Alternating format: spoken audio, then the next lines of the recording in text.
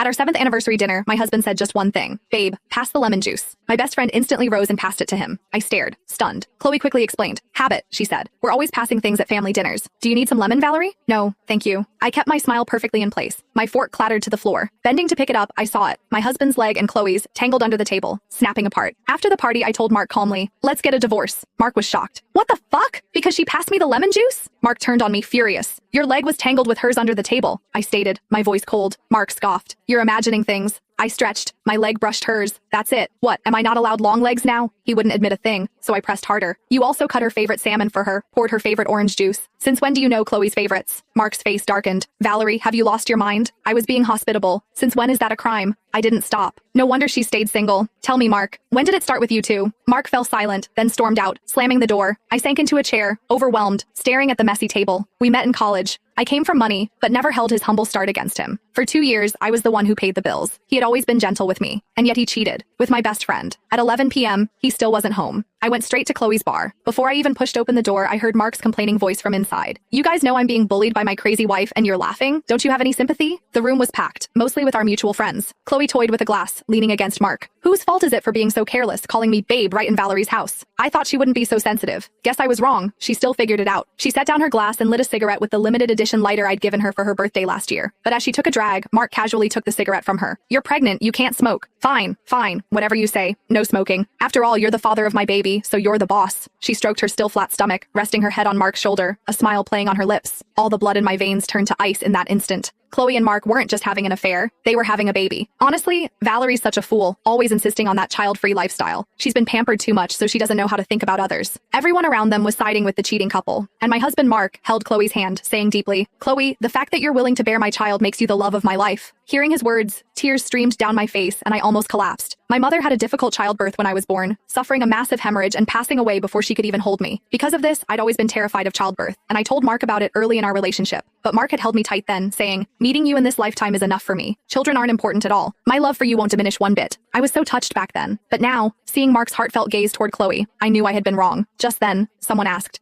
are you two planning to hide it from Valerie forever? Everyone looked at them expectantly. Mark immediately shook his head. Chloe and Valerie have been friends for over 20 years. I don't want to see their friendship ruined. Besides, my business is deeply intertwined with Valerie's family's empire. I can't afford to divorce her. So, the fundamental reason Mark stayed with me was purely for personal gain. A ripple of murmurs went through the room, and some cast sympathetic glances at Chloe. Chloe, you're such a proud person. Are you really content with this? Chloe kissed Mark, then replied, who even cares about marriage anymore? Besides, isn't this more thrilling? Laughter filled the private room, but I felt like I'd fallen into hell. Even worse, I was the last one in our friend group to know about it. With tears streaming down my